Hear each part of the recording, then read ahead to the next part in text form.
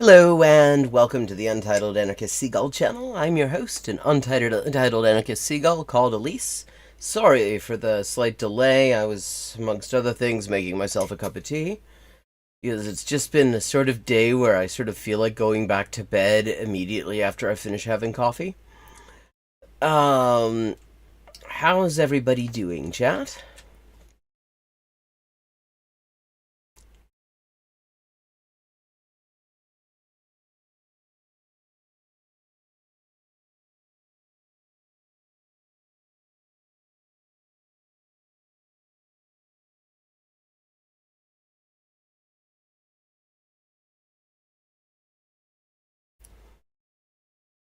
Let's see.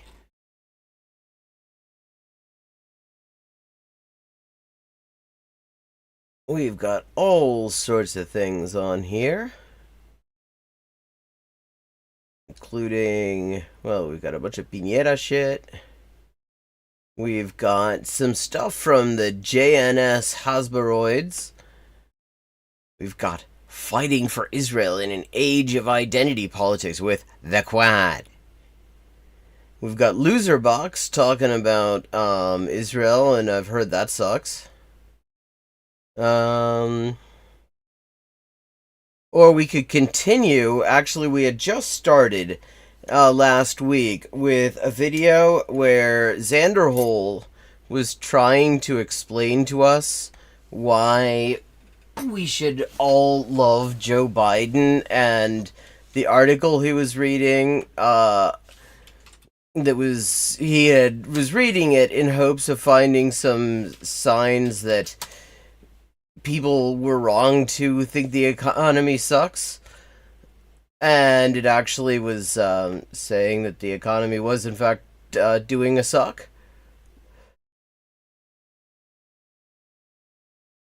So we got a lot of options there. What, Ed? Does anyone have any strong preferences?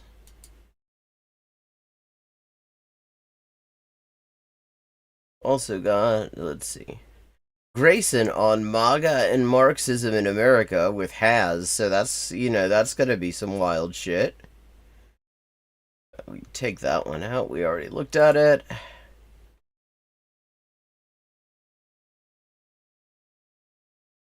What do you think, chat?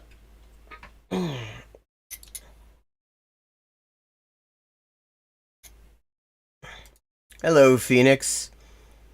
Which last one? Grayson on MAGA and Marxism in America? This tea is finally at drinkable temperature.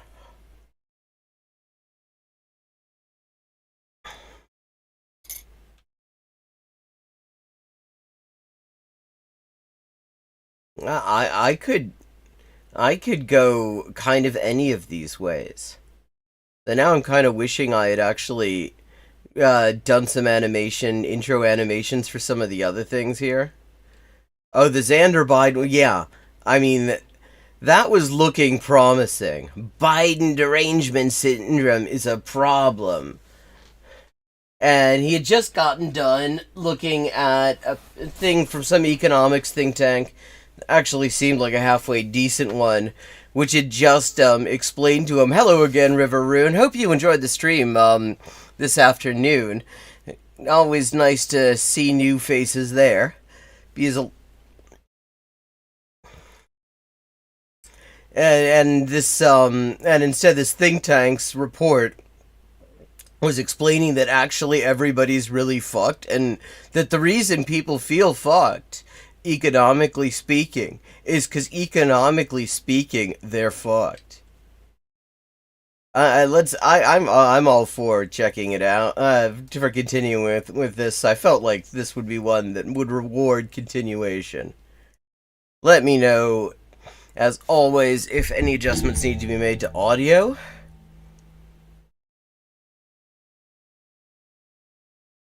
Honestly, the kind of politics that Xanderhole would encourage people to do, I'm kind of cool with him not encouraging them people to do.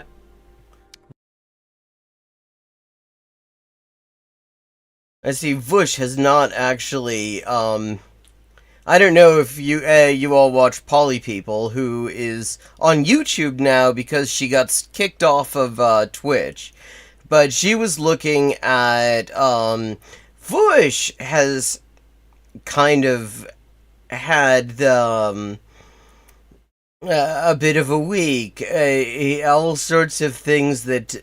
You know how people have been saying that he kind of sounds like a bit of a nonce, and his arguments that are supposedly rhetorical in favor of nonce shit make him sound kind of like a dodgy fucker. Well, somehow it seems like he accidentally leaked his prawn stash onto the on stream or something like that, and so Polly has been covering that.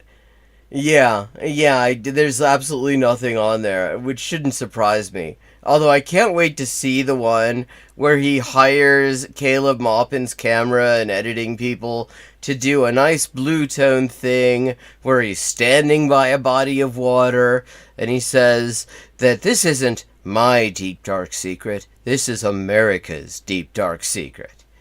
But here we go, here's Xanderhole looking at how much things suck when he was just about to tell us how great things are and why we should love Biden. Right now, if you are well off or wealthy and you can afford the increased prices on necessities right now, pretty much all luxury items are cheaper than they've ever been. If you want to buy a graphics card, cheaper than it's ever been. Yeah, I mean, that, I should note, is not some long-term trend there, so much as what happened was China pulled the rug out from under a large amount of crypto mining, and so suddenly graphics cards had to be sold for the thing that they're supposedly for, namely rendering graphics.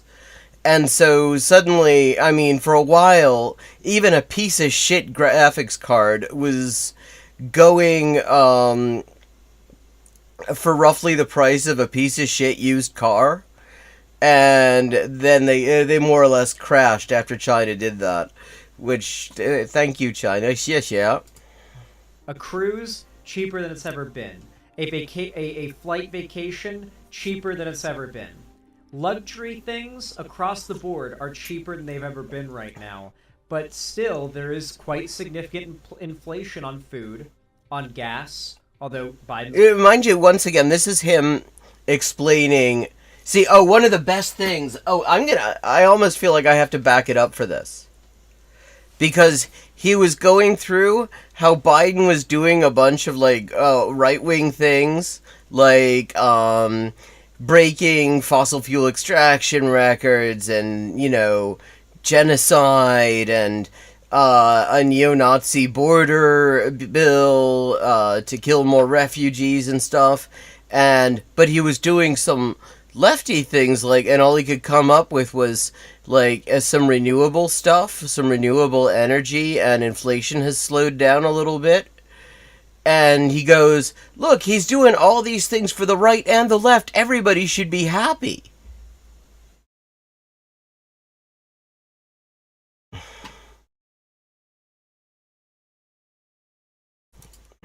Brought gas prices down a lot. They're not down to pre-COVID.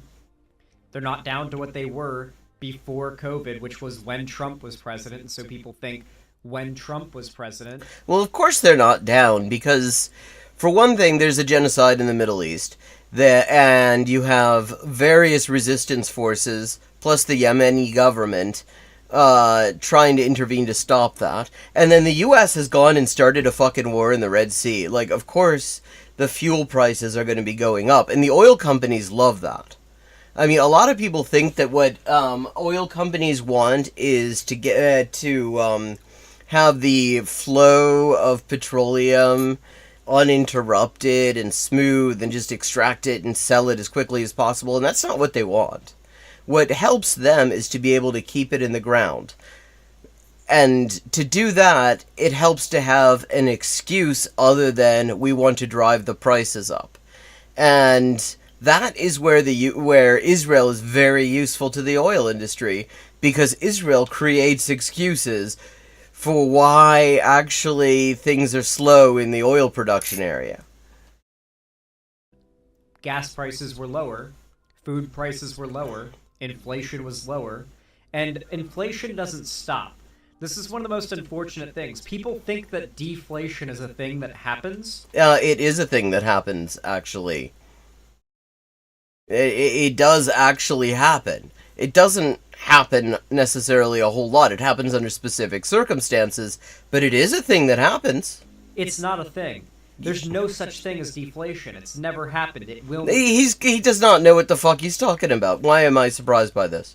Why am I acting shocked that he does not know that deflation is a thing that does actually happen?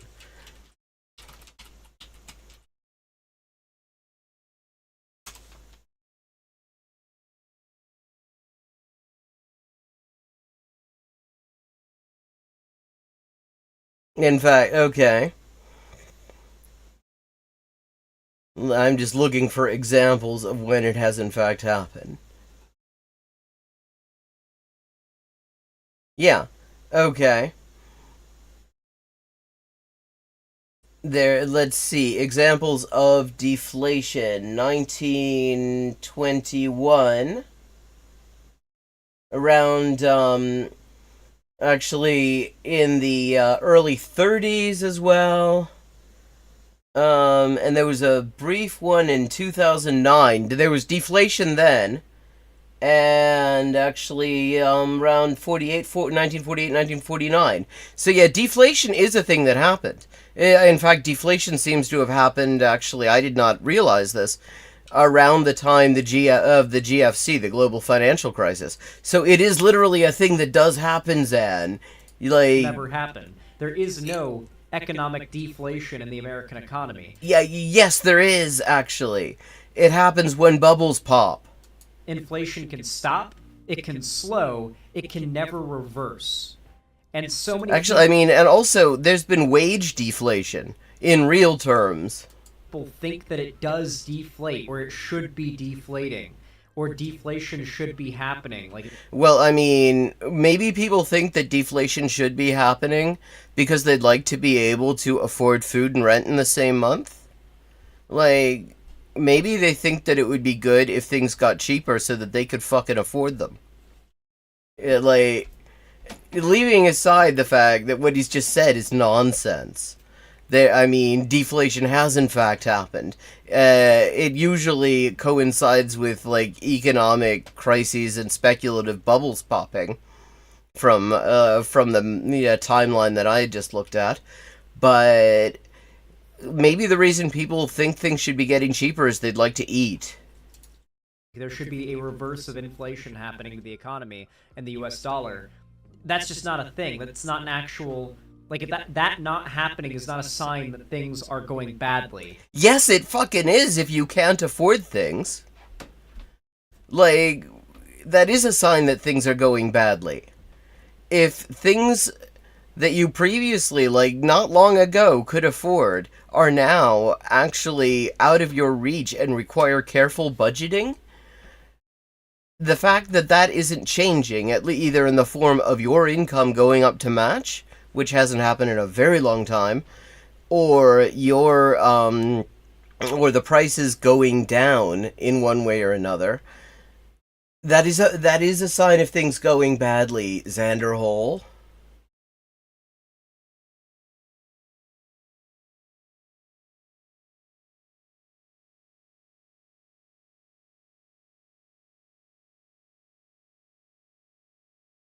But Americans are not very well versed in economics. Yeah, they think that just because they're fucking starving and everybody they know is having trouble, making ends meet, that the economy's bad. But Xanderhole knows that actually what makes the economy good or bad is whether people who have money, whether rich people are happy. If they think inflation is bad, so deflation of the US dollar would be a good thing, right?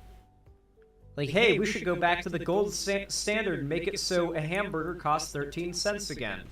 Yeah, well, no, those are two different fucking things. Like, wanting prices to go down is not the same thing as being a gold bug. Those are two separate things. Yes, the gold standard is deflationary. I mean, it is basically an austerity policy. And, well, it is potentially highly inflationary when it comes to gold, which is actually, I mean, apart from its role as a shiny thing that we've decided is worth money inherently, it's very important for, like, precision electronics and shit like that. But, like, those aren't the same thing. Say, for example, there are lots of ways that you can knock prices down without that. For example, you can have price controls. You can put a cap on prices. You can have a price freeze. Those are things you can theoretically do that actually have been done in various situations. Like, I mean, there are all sorts of ways you could potentially do it, but, see, oh, God. Now, why did food used to be so cheap, and why has it gotten progressively more expensive as time goes by? The falling rate of profit and the fact that particularly food retailers have actually figured out that they can charge shitloads of money if they all do it roughly at the same time. I mean, the fucking... Yeah, the food inflation has actually tracked the profit margin fairly well.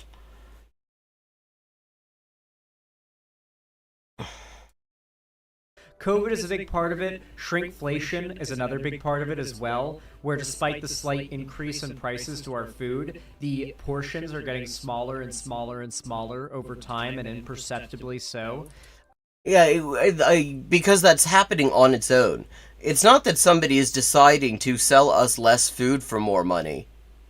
It's that the food itself is shrinking. Like, you aren't even noticing it, but it's happening.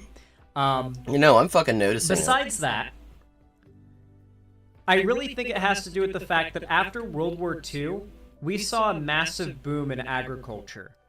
The baby boom meant tons of young men that could farm.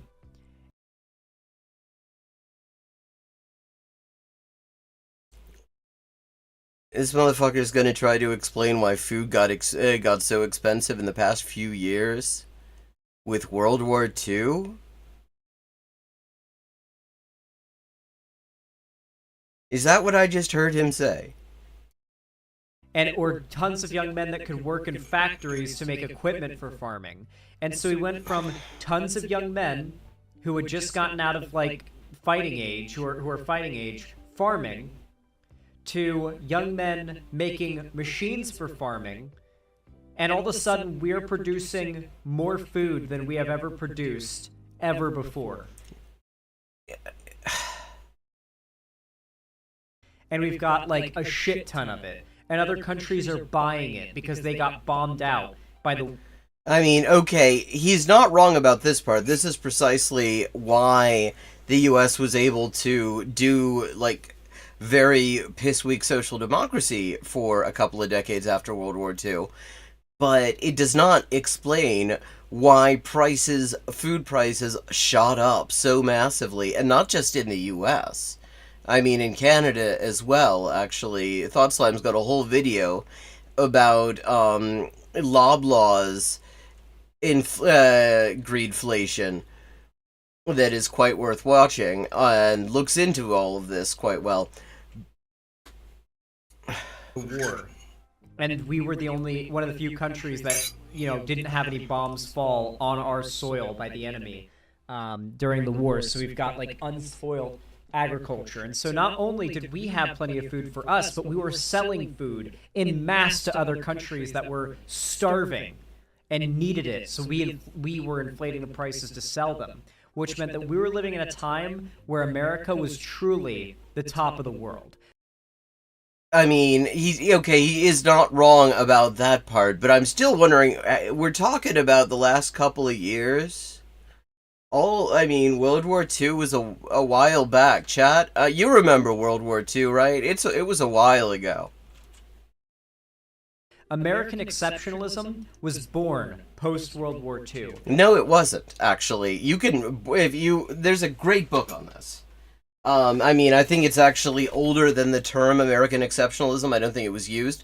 But it's by Lawrence Friedman. It came out in the 1970s, called Inventors of the Promised Land.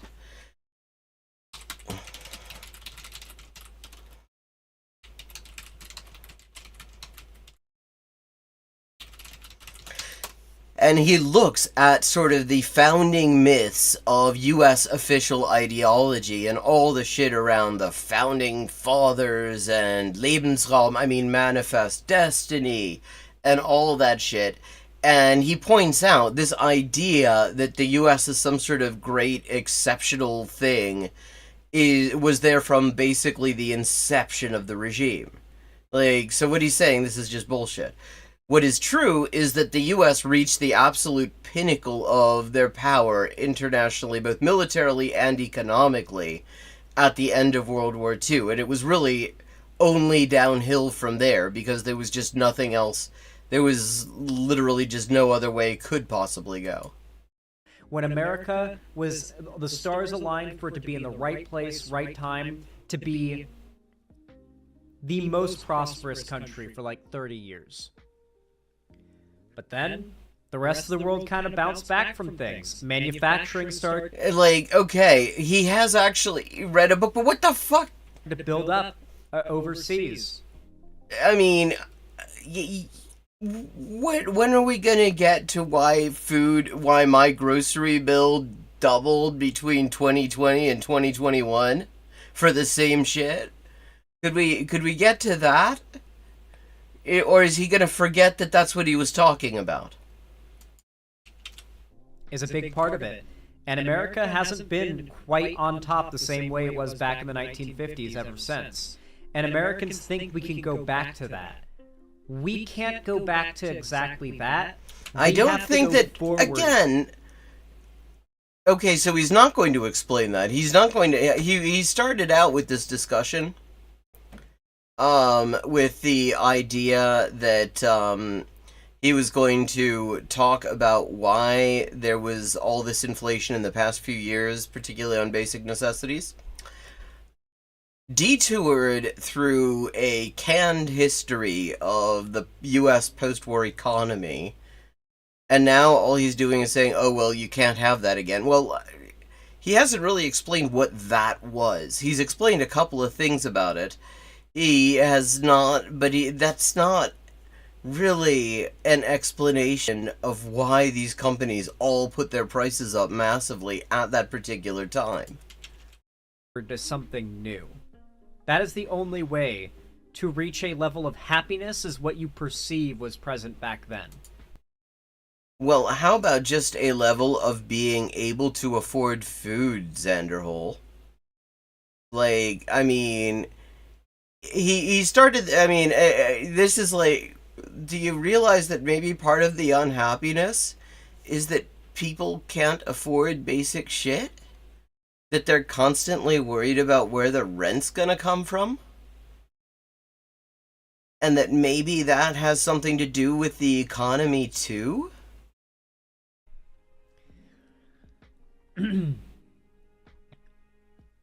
Finally, conventional wisdom in Washington has long held that price hikes were modest between the 1980s and the post-pandemic inflation crisis. But fuck off with post-pandemic. The pandemic is still going on. We've just had a huge wave. Yeah, sorry. Between 2001 and 2019, CPI rose less than 45%. The true cost of living climbed nearly 65%. And over the past 18 months, basic family necessities have become even more expensive.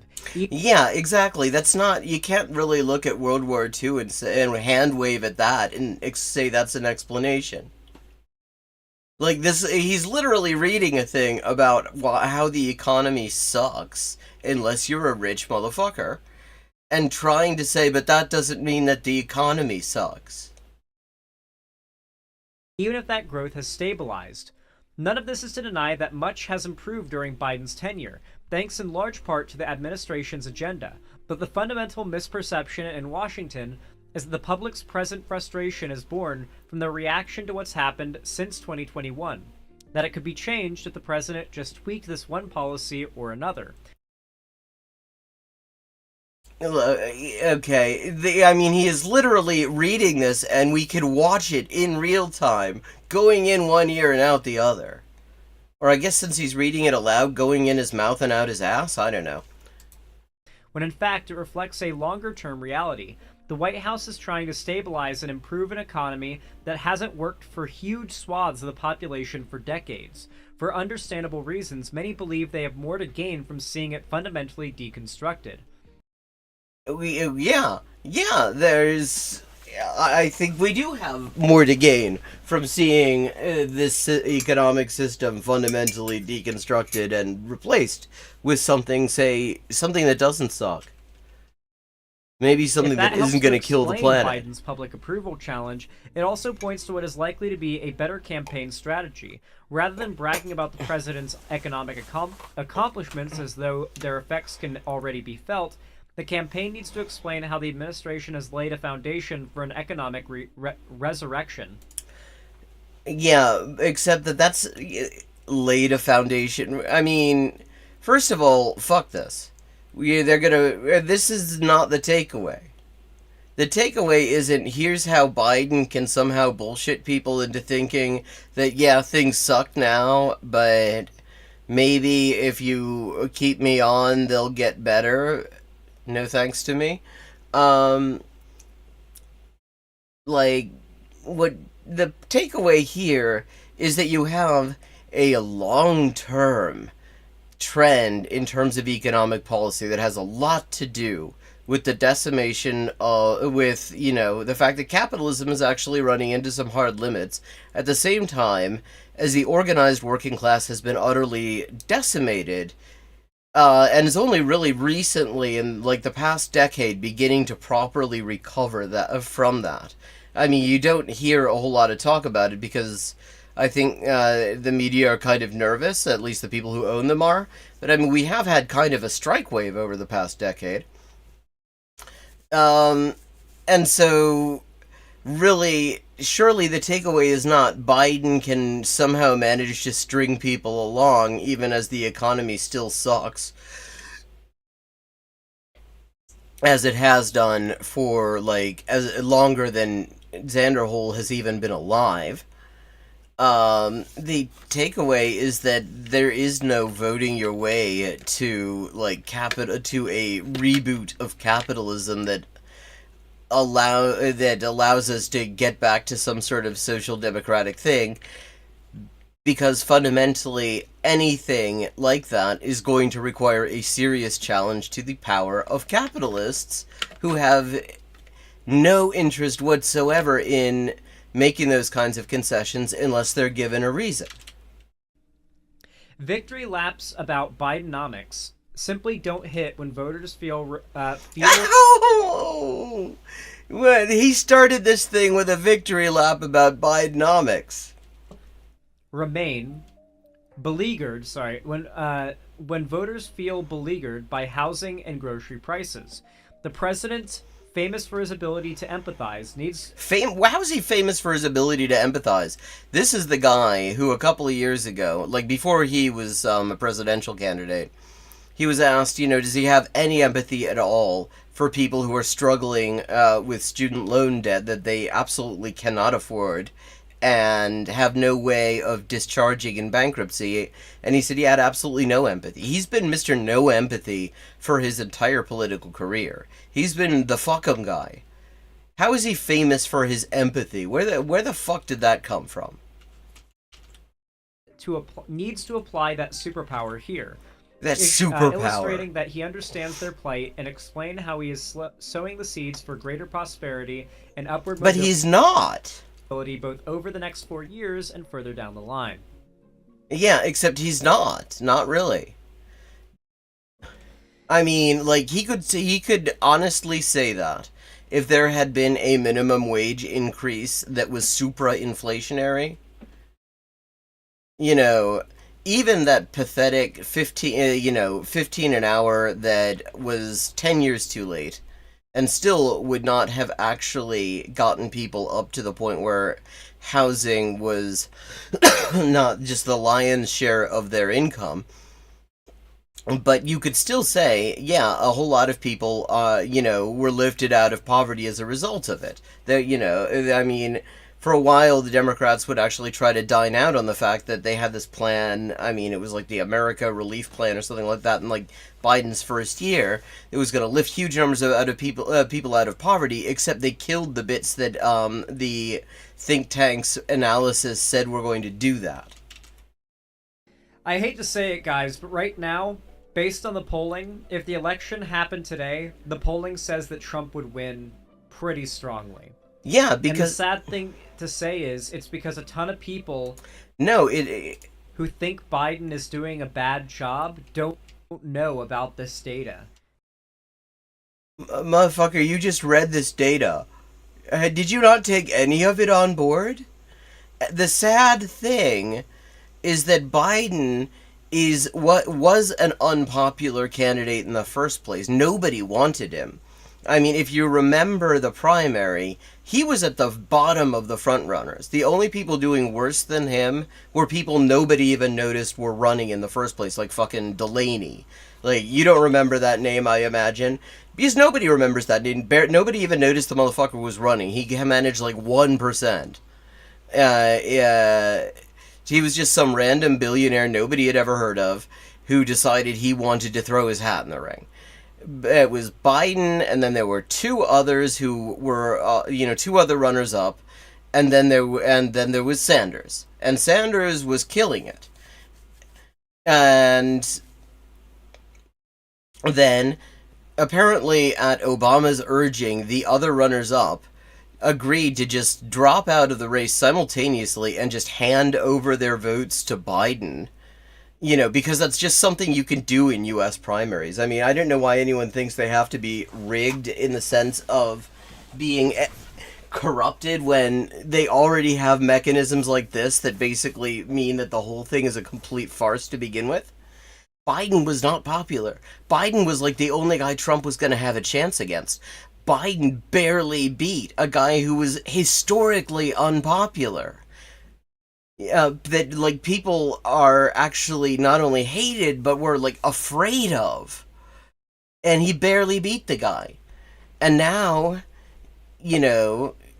he's continued every single thing that, all of his policies. And now he's doing a genocide. And it turns out that people don't like that. Actually, the genocide's unpopular. All the other shit's unpopular. And there's, like, literally one person, berating voters for the fact that they're not impressed with this guy is ridiculous. If they want to win, Democrats need to find somebody else. And it's not hard to find somebody in their ranks who's more popular. It's actually harder to find someone who's less popular. Well, I mean, maybe fucking Joe Manchin. He's probably less popular. But, I mean, to decide that the problem is blaming the voters when there is one guy who could easily make a huge difference, actually, in many ways, unilaterally, if any real pressure were brought to bear on him, either by doing a few things that he has it totally in his power to do, like picking up the phone and telling Israel it's over, and invoking the Higher Education Act and writing down all federal student debt. He can do that unilaterally. It's right in the Higher Education Act. That would be something that he could actually, would be a winning thing to campaign on, both of those things. Although I don't know how many people will forgive him for the genocide, though a lot of people will probably remember him telling Israel it was over if he did that, which he shows no sign of being willing to do. Yeah. I mean, the thing is, what gets me is Trump is... his policies are not, in terms of managing the pandemic, I mean, the Biden policies are basically the same. Except that there's a fucking less relief to the people who are economically being hit hard. Like, there's less protection to workers. Now the CDC wants to tell people that even the totally inadequate 5-day isolation recommendation should be ended, so people can just be forced to go to work when they have airborne AIDS. And are just not going to vote for him because they think he was a dud, and they just don't care what happens next. At least Trump will be entertaining. That I think maybe they don't expect anything different will happen next because they've been given absolutely no reason to believe it will. Listen, guys. The only thing that's going to stop this political apathy from the left, these It isn't political apathy. low approval ratings for Biden, Is if Biden does something good, actually. going to be people who know this stuff explaining to No, what stuff? You just got done talking about how, reading an article saying that actually, for all the talk about what a great economy there is, people are still completely fucked. his voter base the truth, the reality of the situation. This motherfucker is amazing. He just got done reading this article. Chat, help me here. I didn't hallucinate this article he just got done reading, which said, yeah, people are still fucked. He did not understand a thing that he just read. And it's not apathy. I mean, first of all, let's not talk about it. I mean, blaming the left is cute. As if a bunch of like radical leftists are the reason people think that Biden sucks. You know, as if we had that kind of influence. Okay, because we don't. If we had that kind of influence, I think we'd come up with better things to do with it than convincing people Biden sucks. Because Biden's doing an excellent job of that. I mean, hey, Adam. The reason, actually, there was that Jim Hightower article, and he pointed it out quite well. Yeah, this is from 2000, just before, like, a year before the recounts came out and showed Gore definitely, under all possible assumptions, won Florida. Even under, like, the Bush campaign's preferred interpretation of hanging chads and that bullshit. And he pointed out that what happened in the two 1990s elections is that the share of voters making less than 50 grand a year, which is the equivalent of 90 grand today, that's 80% of the population at the time, it's 78% of the population now.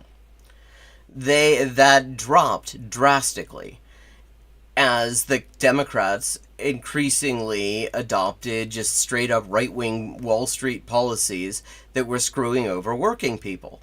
Working people, I mean, decided that they weren't actually being given a reason to vote for anyone. They did that on their own. This idea that working class people are these, like, empty vessels, and if it weren't for the left whispering in their ears, they would never come to the conclusion that actually this guy sucks, is just so fucking condescending. The reality is there's one guy who can change all of this. Well, I mean, like, a handful of people. If the people who actually have any pull in the Democratic Party got together and said, Biden's out, and we're going to run, like, practically anybody. Sanders, it wouldn't even have to be Sanders. Like, basically anybody would have a better chance except maybe Manchin. That's what would actually change the thing. I mean, this idea that we can go and if we try blowing enough sunshine up poor people's asses, they will suddenly realize that actually they're doing really well is just such nonsense. I mean, the attitude towards people that it shows is just so condescending. That while things aren't perfect, Biden has done more than any other president before him. Really? More than FDR? More than, like, even LBJ's mass murdering ass? I seem to remember with other presidents we actually got, like, major public works and public health programs and, like, a welfare state. But we haven't gotten any of that shit, so I don't know about more than any president, actually. set the foundations for an economic golden age in America unlike anything we've ever seen before. He has made unprecedented moves to improve the U.S. economy. Like what? Name one. That will stretch way into the future if they continue to be built upon and worked upon. Like, give an example. What the hell is this crap? He just got done reading an article that says none of that is true. And he did not disagree with the article. He seems to think that the article was helping him out with his shitty point here. And he isn't cut off after 4 unceremonious years. 4 unceremonious years. Yeah, I mean, wouldn't that suck if the fucking far-right white supremacist rapist president who's doing genocide and has always just been sucking up to Wall Street and white supremacists were unceremoniously not returned to the White House as is his right? If you want to do this, if you want to help, then consider clicking the link down below in the description of my videos. God, what is the link? What the hell is progress.win Xanderhall? What the fuck is that?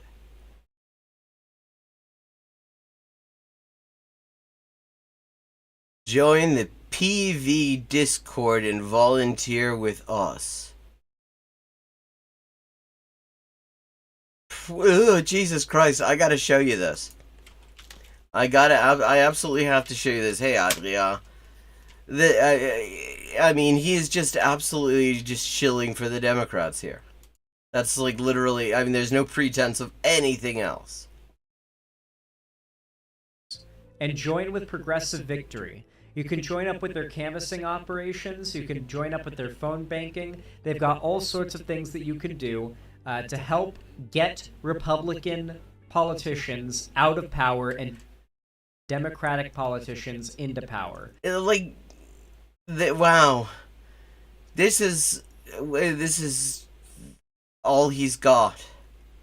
I mean, like, he didn't actually really talk about the genocide, which is making Biden extremely unpopular. I mean, and then you know, you have this neo-Nazi border deal and all this shit, and it's like the Democrats need to choose. Either it is an earth-shattering threat, and absolutely all means, you know, by all means necessary, Trump needs to be kept out of the White House. And I'm not saying he's not one. I should be clear. I don't, you know, or they need to say, or they can say, you know, we're going to keep Biden in no matter how unpopular he is, and if he loses, he loses, which is what they're saying. Like, either they have to take drastic action because the threat is so big, or no, this is before that. This is from last week. That shit, the Voss shit hadn't come out yet. We were actually watching this last week. The Republicans need as much local, statewide, and federal support as possible if they're going to literally decimate our democracy. What democracy? Like, I mean, how the fuck can you look at this system right now with the outcomes we're getting, with like the last election, with the fact that we're getting a repeat of the last fucking election? We're getting it again. Nobody wanted it the first time.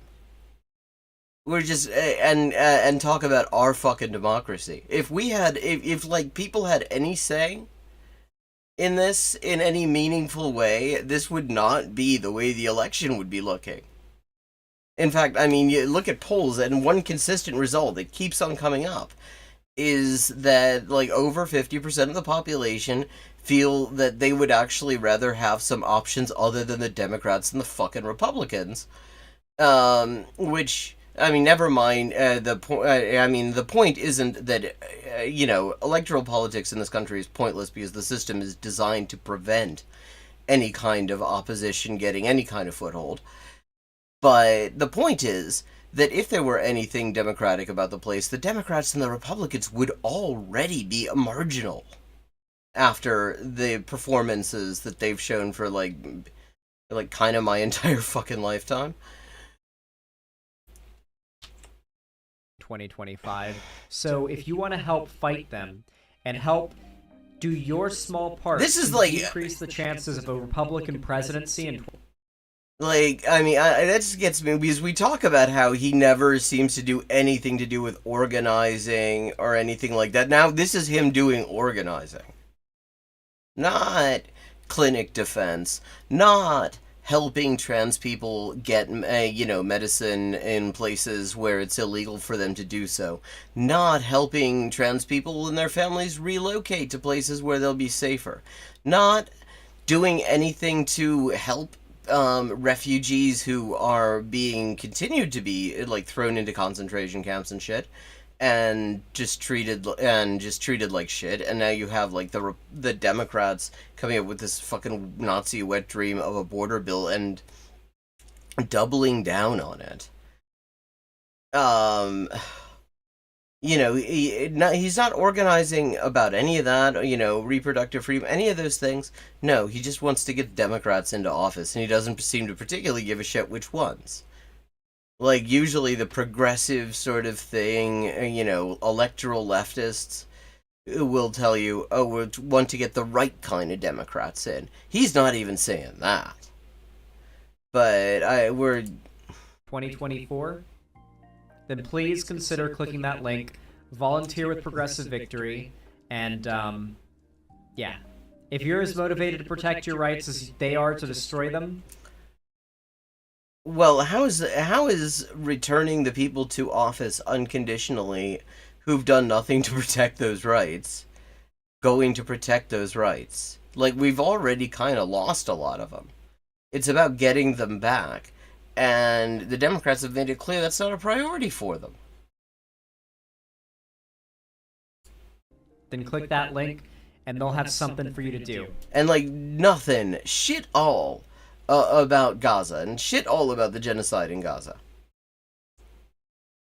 Oh, well, because that's, like, his level of knowledge of, anything. That's why he sounds like he's in 4th grade. Okay, time for a new video. And I'm thinking, we've got a lot of options. We've got Grayson on MAGA and Marxism. We've got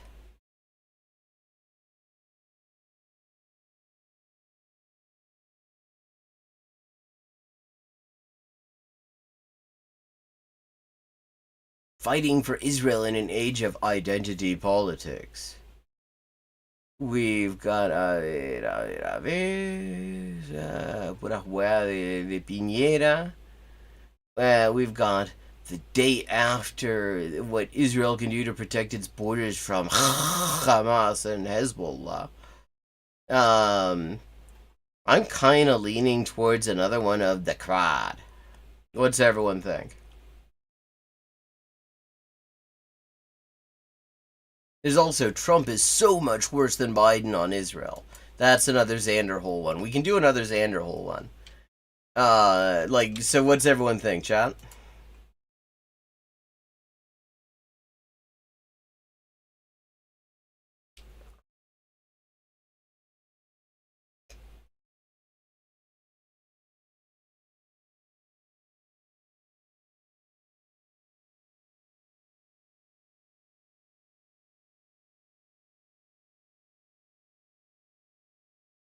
Any preferences? I've actually got a little more than a half an hour left. This didn't last. The one before the... Grayson on MAGA and Marxism in America? This one? I don't even know who Grayson is. Isn't that the last name of Robin's secret identity in Batman? I'm up for it. Okay, let's see what this bullshit is. Chris, and this is today's guest, Grayson, hailing from the United States. Grayson is a law student. Okay. So, okay, Haz isn't in this one. This is the showrunner of Infrared. 这正表论言，目前正在上海小环学士。 and currently doing this exchange at Shanghai Jiao Tong University. I find him to be an extremely interesting guy because the thing he told me that there's this movement that he helped to build in the United States. It's got MAGA communism. Movement. Like, it's not even constipation. It's a fucking meme. Is this guy dining out in China over this fake shit? And MAGA communism, when you think of the two words, MAGA, Make America Great Again, and communism, and these are two polar opposites. If you Yes, actually, they are.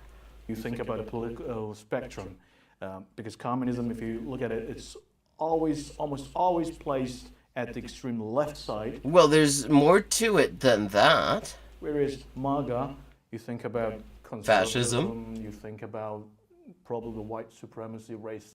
Yeah, those things, definitely. There's all those kind of negative things that's depicted by the mainstream media. Oh, yes, it's just the mainstream media pointing out that they're a bunch of Nazis. It's not them themselves doing it.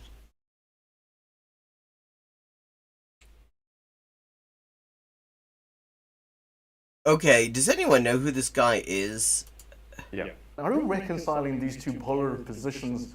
Or okay, this guy does not apparently realize that they have not actually done any kind of ideological heavy lifting to reconcile any positions. Like, this is going to be wild, because there's no way that he actually... I've never seen any evidence that any of the MAGA communism grifters has given it this level of thought. And this isn't even much of a level of thought to be giving it. Or are you trying to juxtapose them together to create something? I would say that for us, MAGA communism, we're very aware of the apparent contradiction. Yeah, that's why it's a good meme.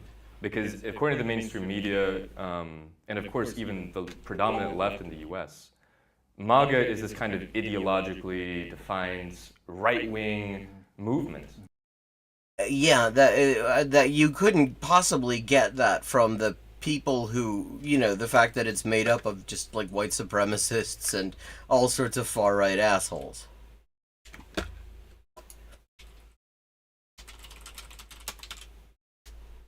That is the polar opposite of communism, like you said. And then communists, on the other hand, supposedly stand for the exact opposite principles as MAGA. Well, I mean, supposedly. But he's going to explain how he's come up with a fake communism that stands for the same principles as MAGA. Yeah, something like that, or the next Caleb Muppet, fuck knows. I mean, I think Haz has just got him out there in test tubes. And he just sort of checks to see which ones have, started to sprout limbs and grow hair, and then sends them off to media trainings. But to us, this contradiction, this apparent contradiction, is only apparent. And MAGA communism for us is just Marxism-Leninism that is applied to the American context. Yeah. Okay, yeah, let's see. Is he gonna come... Is he gonna go any further than that? Is he gonna give us details? This is a 45-minute interview. And it's nothing more than that. The reason why we use this very provocative term is because you're trying to attract fascists, because you're fash. On purpose. Is to basically draw a line between what we view as a kind of authentic and independent working class movement in the US and the fake or synthetic left.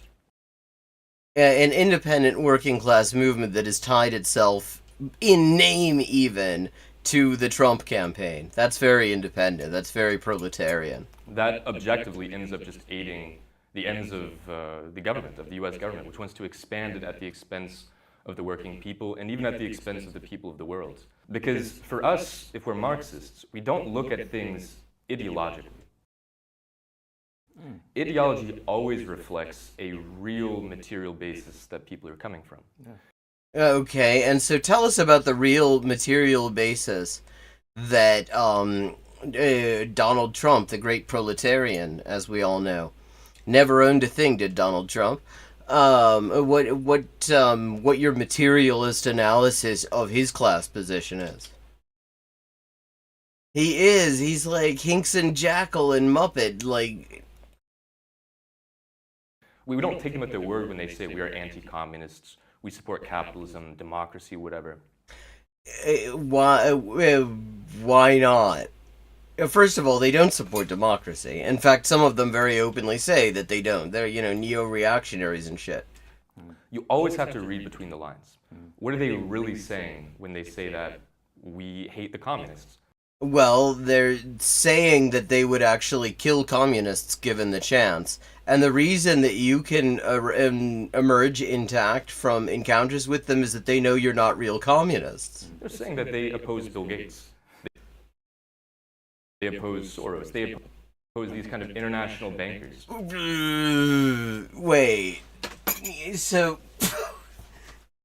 did you get that, chat? Let me just play that over. We support capitalism, democracy, whatever. You always have to read between the lines. What are they really saying when they say that we hate the communists? They're saying that they oppose Bill Gates. They oppose Soros. They oppose these kind of international bankers. What? They when they say they don't like communism, what they're saying is they hate capitalists. And the thing is, I can totally see some MAGA chud who decides to get in on this grift trying to explain it to just a straight up fash audience saying, yeah, it's saying basically the same sort of thing. Yeah, they say that they're communists and stuff, and I know, and you know how that sounds, but you have to read between the lines, because actually when they say they're communists, they're saying they're anti-Semitic. When they say we oppose the globalists, they mean the Jews. They are talking about the same financial cabal that... How many fucking dog whistles is he going to get into this short period of time? Communists ought to be, historically. But these lines are usually oversimplified and, vilified by the media. Yeah, I mean, it's weird how... First of all, I don't think that the media really does vilify those things. If anything, the media has amplified the shit out of them. These are really dangerous lines, if you mentioned that in the US International Cabal, as George Soros. Well, it sort of reminds, probably the US media will say, well, this is a conspiracy theory, anti-Semitic. Yeah, just because they're... Well, yeah, I mean, that's the thing about the mainstream media. First of all, again, I don't buy that. I think that you can get away with all sorts of anti-Semitism like this on the mainstream media and nobody will call you out as long as you do it the right way.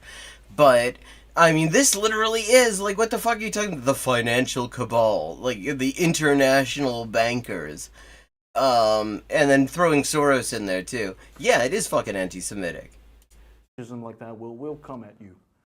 Sure, I mean, it's inevitable, but all communist movements have been decried as antisocial, as whatever. They've always been smeared in this way. They're scared of this word communism. Yeah, no. Like, nobody is even... the mainstream media are not bothering to smear these people. Oh, yeah, that's on the bingo card for sure. That is absolutely on the bingo card, Andrea. Malthusianism. Like, have you... Chat, help me out here. Maybe I missed it. Have you heard the mainstream media, like CNN, CNBC, any of them, even talking about so-called MAGA communism. Have you ever heard it even mentioned? I have not. I have not seen any sign that anyone in the mainstream media is even aware that this bullshit exists. But the duty of communists is to go down to where the working class is and to win them over. It's not to pander to any kind of reaction. Use. Well, then why do you have MAGA in your name? That they might hold, that are influence of the petty bourgeois or other classes. You mean like being directing all your opposition to capital at international bankers? That kind? But it's to still stand by them and to clarify their aims. And that's the point of communists, right? Formulate a working class party that's independent of both the Republican and Democratic establishment. Okay. He's laughing at him. He's literally laughing at him. The guy is fucking sitting here straight up giggling at him. Okay. I think I watched one of those interesting encounters between Has and MAGA Trump supporters. Yeah, we watched that on stream. Oh God, it's been a while. It's been months. But we watched that on stream, and it was wild, because all he didn't try to explain communism to anybody. He didn't say, I mean, and the thing is, unlike Caleb Maupin, there is some actual, like, political education has been wasted on Has. It absolutely has been. He's read more fucking Marx than Caleb has. Yeah, now, he doses it heavily with Carl Schmitt, the Nazis' leading lawyer. But he does see. But you didn't hear any of that. It was just him saying platitudes. You know, like, shouldn't we all just come together? Shouldn't we all just do America first? And then, you know, in a few cases, he would then go, well, see, that's communism. And it's like, first of all, no, that isn't communism. That literally is not that thing. And second of all you did was say fucking platitudes. Yeah. They hold a rally and he approached the people and asked them questions. Why are you supporting Trump? Should Bill Gates return the land, to American people? And they said, yes. Oh, yeah, but if he were to say to this group of people who actually statistically are considerably better off economically than both people who vote for Democrats and people who generally don't vote for anybody, that should the large landowners, well, not even, should the land be held in common? Should the large landowners be required to give up their land so that the workers who work on it can control it? I don't think he would have gotten that kind of response. Bill Gates, I mean, is just a fucking buzzword. Like, there are plenty of other billionaires you could put in there. Like, I mean, like Chinese billionaires, for example, because they have that special kind of communism where capitalists exist. And in a way, is kind of bringing communist position, sort of communist position. Yeah, he's having to qualify it. Even he's sitting here having to qualify this, because this is an interview being done in China. And people would be a little bit shocked, even by the standards of what counts as communism in the PRC. I think that they would be a little bit shocked to hear this being called communism. Yeah, I mean, see, I don't know what he absorbed and what he didn't absorb. I know what he puts out there. I know what the sort of synthesis he's doing, and it's basically he wows people with some knowledge of Marx, and then takes it off into just reactionary directions, often with a fundamental misunderstanding of Carl Schmitt. To the people, it's practicing the mass line in the States and asking these people hang on. The mass. I'm just curious what the Chinese for mass line is. 就是在美国行军从略线尊从略线. Okay. See, I'd never really read Mao in the original much, so I don't have a lot of these terms in Chinese. So this is actually kind of useful for me from a language learning standpoint. Line in the States. He's laughing at it. He is literally laughing at this shit. And asking these people could be not familiar with the ideology of communism, but Yeah, I mean, they certainly. I think you'd probably be fairly correct in saying that they are not familiar with the ideology of communism. Hello, I don't know nothing. How you doing? in fact, what they support is to return power to the American people. Yes, but the thing is who they define as the American people. They have a very specific definition, and it has shit all to do with the working class. Yeah, and I think our position, it's no different. I'm going to emphasize, it's no different than the position of every Marxist-Leninist party in history. Really? So every Marxist-Leninist party in history was talking about the financial cabal? See, I seem to remember, not an ML here, and I have a feeling there might be people in chat who are more knowledgeable with ML history than I am, but help me out here. I seem to remember that it was actually considered something of a point of honor to a great extent, at least in like European and North American ML parties, to consider dog whistles like the financial cabal and the international bankers to be a breach of party discipline. I seem to remember actually at various times, sometimes quite inconsistently, I mean, look at Stalin in the post-war period, applying a line saying that actually taking a fairly hard line on anti-Semitism for a while, including this sort of covered-up version.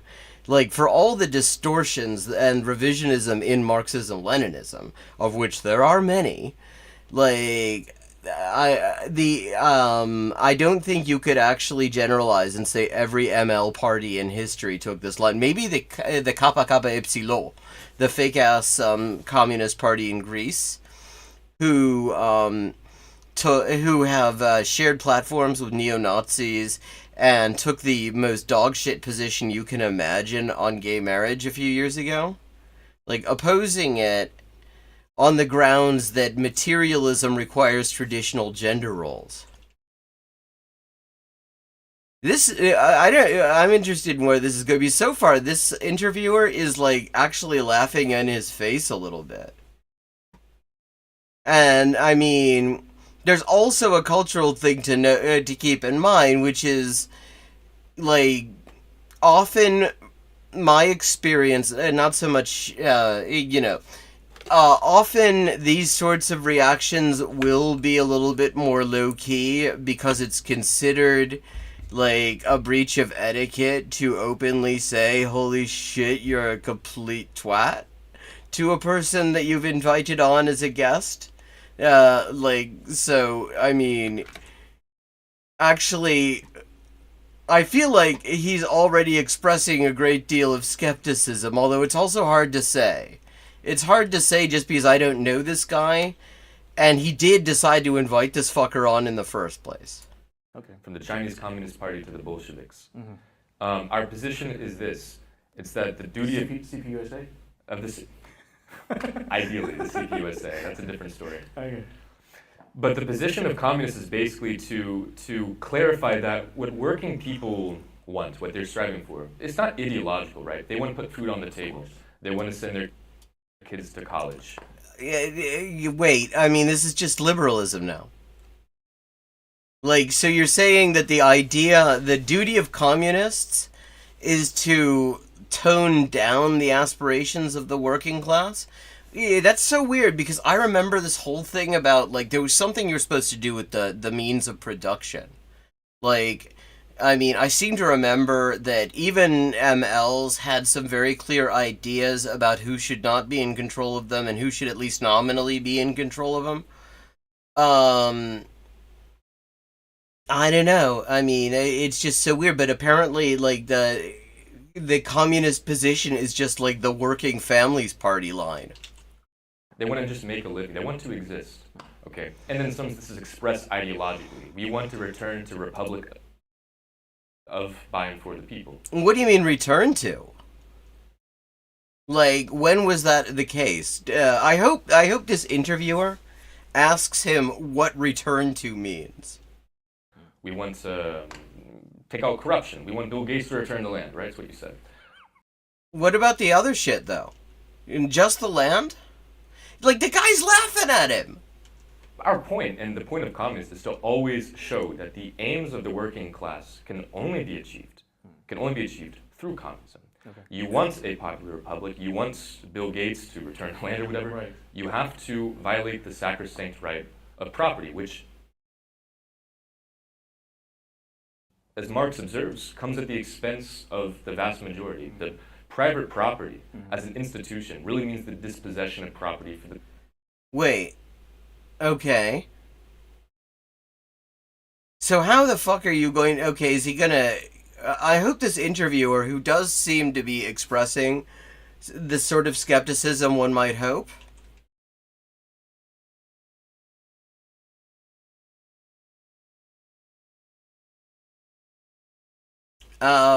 But, like, is he gonna ask how these things go together? Because it's one thing to say Bill Gates should return the land. But to say abolishing private property of the land and the means of production and the natural resources and whatever, that's a kind of a different thing, actually. the vast majority. And ironically, it's the supersession of private property in China, for instance, that has allowed for a new degree of ownership amongst normal people. I mean, home ownership in China, vastly ahead of the United States. And this is, of course, unintelligible for those who just view communists and private property as annihilating everything. It's not. So I would say that, our message to these people is we're going to stick by them. We're going to be down in the trenches with them side by side. Which people? Like the MAGA chuds? Okay, this is... Is this guy gonna pin him down on anything concrete? We're very early into this. This is a 45-minute interview. And if people... we're running out of time now, chat. But if people want to continue this, I will be back tomorrow. And I want to draw everybody's attention to some links. To a link, actually, it's pinned in the Discord. See, there's a huge fire in the 5th region in Chile.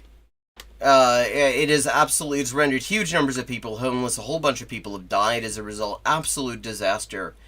And I have up, as pinned in the Discord, a link, which I'm also going to just drop in chat once I get the right window, to where people can send a little bit of money if they want to help out. There's a PayPal link. Where the hell?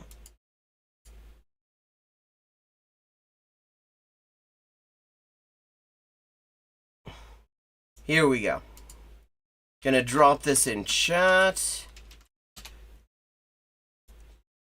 Because, I mean, people are really in the shit over there.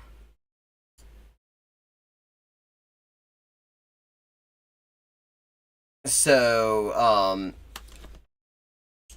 any donations are definitely appreciated. I mean, like, comrades of mine, Noir, who is in the Discord, she lives in Valparaiso near all this, and she provided a whole bunch of links, and this is one of them that would be easiest to send money to from outside of Chile.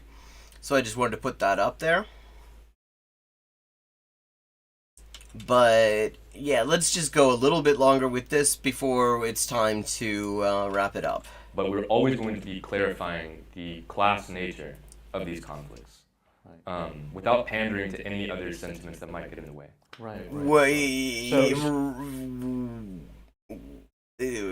Because that MAGA thing, that's not pandering to any sentiments. The financial cabal thing is not pandering to any sentiments. Potentially, you are making clear distinction between and political rhetorics about left and right versus the kind of economic base that people who owns the means of production, whoever wants. Wow, no, he really isn't though. I think whoever opposes this political arrangement, this global political arrangement, depending on what kind of ideological weapon they take up, could be considered revolutionary. They are not the kind of reactionary that people like to label them. You racist. You do this. You oppose this because you're racist. Well, I mean, yeah, but a lot of it is because they are racist and they posted racist things. And that is literally the kind of people that this guy, what the fuck is it, Jayla Dinkle, or whatever the fuck his actual name, Grayson. I mean, that's exactly what he's selling. That's his whole grift. Or bigot, you are this and that, all kinds of bad words. But essentially, they are fighting against. No, they fucking aren't. This system that they deem to be unjust and unfair, unequal. No, they don't deem it to be unequal. They want it to be more unequal. What do you think? Yeah, I think that's definitely true. I think that, before I answer the question more directly... Not that he's pandering to any reactionary ideas. Something like a motivation behind MAGA communism. It's not just to win over the MAGA working class, which is the only independent working class movement in the U.S. Independent of what, exactly? For a very long time. And that's what's attractive about it to us. Another aim of this is basically to shatter the fake left, which employs Marxist phraseology as a sense of basically moral superiority. I mean, you can think of like maybe a Thanksgiving day. It's not good to talk politics at Thanksgiving, okay? But imagine someone who's very left-wing, a college student, whatever, very typical. They are basically hiding their class hatred towards working class people, your Uncle Jerry, whatever. Wait, this is okay. So he's talking about class hatred towards working class people, and the idea. And meanwhile, he's saying that like far right, white supremacist ideology is just a working class thing, which it's worth noting. Is the line that liberals like to take as well. Is this dude serious? No, I don't think this dude is serious. I think he's grifting.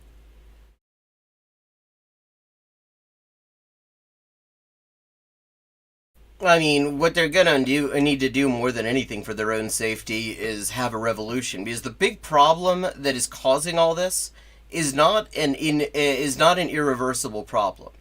There are two things that are really... First of all, the fires in the 5th region look like they may be intentional.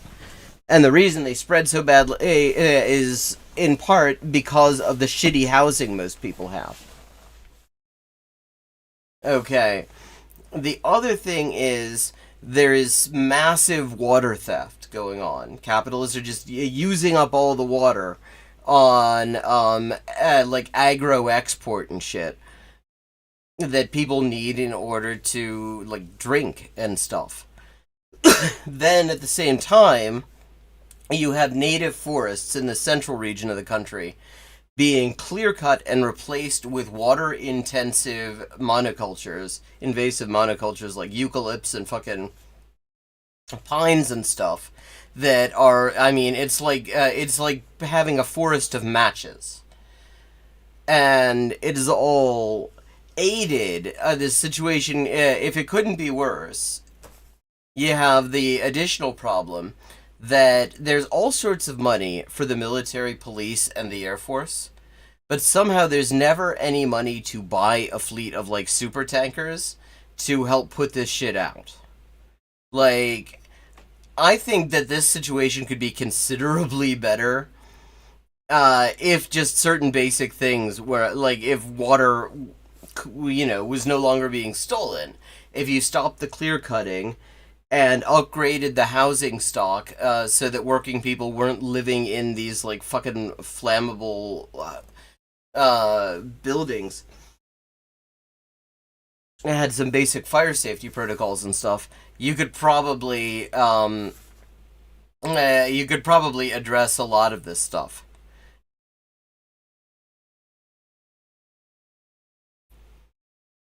Well, I mean, I wouldn't be surprised if they are. I mean, and they also have the water theft problem. They also have the, the monoculture problem. There's all sorts of shit going on there. I mean, water theft is a huge problem in California. But it is now time for me to wrap up for tonight. Thanks to everyone who joined. Glad to see all of you. I will be back at 4:30 p.m. U.S. Eastern Time on hyperpolyglotting. That's twitch.tv.hyperpolyglotting.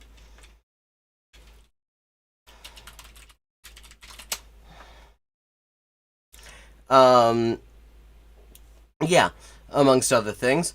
And then I'll be back here at 11:30 p.m. U.S. Eastern Time for the Untitled Anarchist Seagull channel.